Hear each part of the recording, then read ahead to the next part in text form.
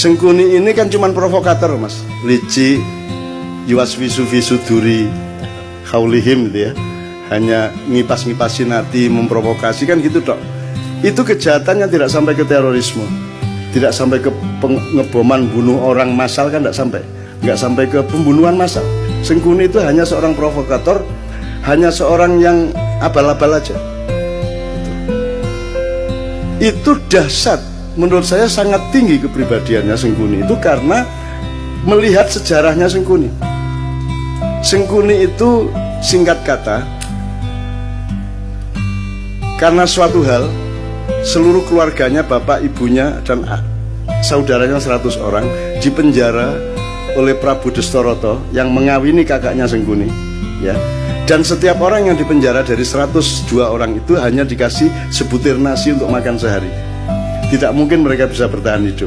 Sebutir nasi untuk makan satu orang juga tidak kenyang, tidak akan bisa bertahan hidup. Maka singkat kata mereka berdiskusi, bapaknya ambil keputusan dan disetujui bahwa di antara 101 orang ini, 102 seharusnya, tapi yang satu kan jadi permaisurinya raja yang menghukum itu, yang wajahnya ditutup sepanjang hidupnya untuk protes kepada nasibnya dan seterusnya.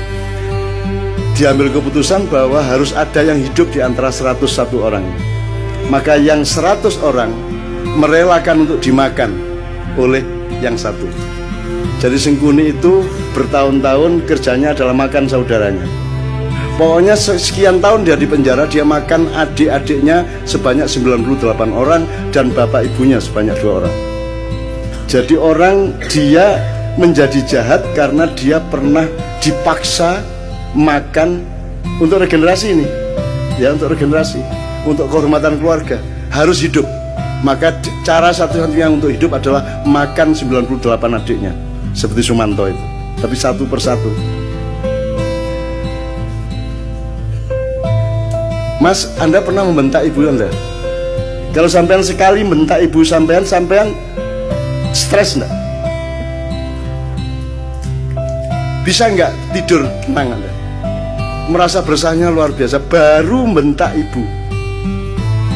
Ini makan ibunya, bapaknya dan adiknya 98 orang. Terpaksa dia makan. Menurut Anda itu kejahatan apa penderitaan?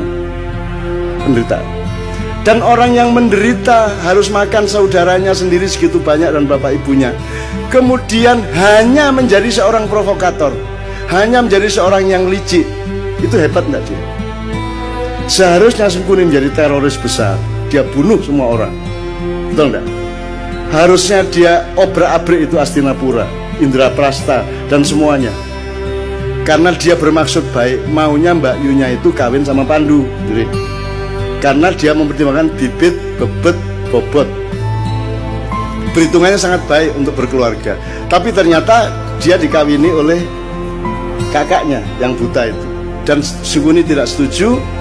Kemudian tapi karena sudah keputusan bapaknya dan keluarga, akhirnya dia tetap setia mengawal Mbak Yunya menjadi permaisuri kerajaan Hastinapura.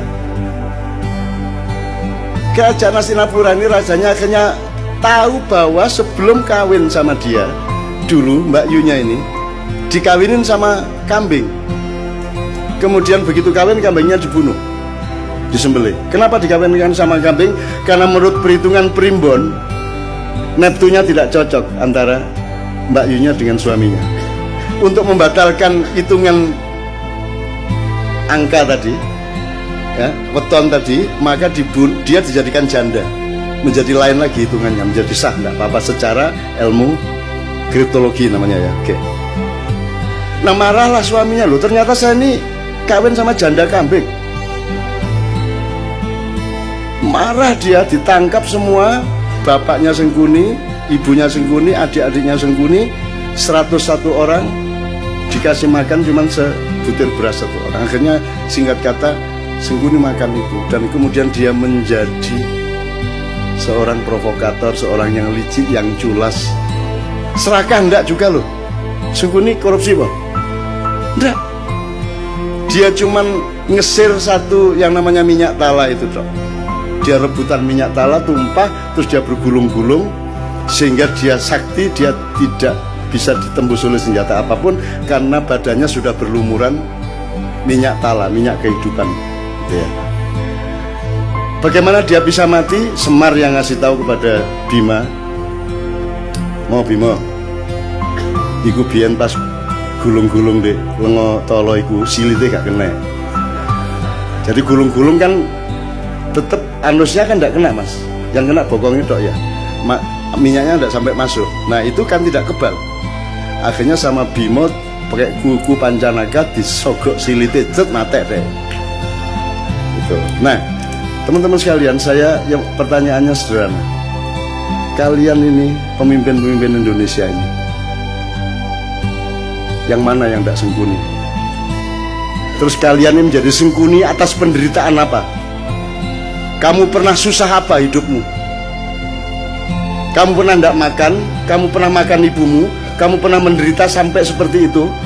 Kamu itu atas nama penderitaan yang bagaimana sehingga kamu jahat kepada rakyat itu? Apa alasan sejarahmu? Kalau sengkuni ada alasannya untuk jahat, meskipun kejahatan dia tidak sepadan sama sekali dengan penderitaannya. Seharusnya orang macam sengkuni yang makan 101 keluarganya sendiri, dia dalam tanda petik berhak untuk menjadi teroris besar. Kalau dia tidak kuat, dia akan gila atau dia bunuh diri. Tapi sengkuni sangat kuat dan sangat arif sehingga dia hanya menjadi provokator. Sementara kita dipimpin oleh sengkuni-sengkuni yang tidak punya alasan sejarah untuk jahat kepada rakyatnya. Kamu pernah jahat apa? Kamu pernah menderita apa? Wong kami yang tidak pernah utang seperti anak-anak utang. Kamu tidak pernah kredit seperti mereka. Kamu lancar-lancar saja kok. Ya toh? Kamu juga anak orang yang tidak miskin, cukup kaya sehingga kamu bisa nyalon kok. Urusanmu sama uang-uang besar. Atas nama apa kamu jahat kepada rakyatmu? Apa alasan sejarahmu? Ini apa toh? Allah mengatakan Allah tidak menyukai kata-kata yang diperjelas kejelekannya. Ya, apa? La yuhibbullahu al-jahra bisu'i minal qaul. Itu ya terjemahannya. Ya, terjemahannya. La yuhibbullahu al-jahra bisu'i minal qauli illa man zulim. Tidak, Allah tidak menyukai perkataan yang nyaring tentang keburukan kecuali orang yang didolimi. Jadi meso, ya boleh. Dendam, bagi orang yang didolimi. Wobol kon niku gitu ya. Itu Allah tidak suka kecuali kamu dalam keadaan dianiaya. Jadi kalau dianiaya, Allah membatalkan ketidaksukaan. Ya wis rapopo wong kon menderita kok gitu loh. Itu hukum Allah loh. Lah ini Indonesia nih, kamu itu menderita apa? Sehingga kamu kejamnya begitu rupa kepada rakyat. Kamu pernah menderita apa? Kamu pernah miskin apa? Karena kamu pernah puasa kayak apa? Kamu pernah tirakat apa? Kamu lancar-lancar semua kok. Kamu bisa membayar miliaran kok jadi pejabat. Apa alasanmu untuk jahat kepada rakyat? Sengkuni saja tidak sejahat kamu, padahal dia penderitaannya ribuan kali lipat dibanding penderitaan hidupmu.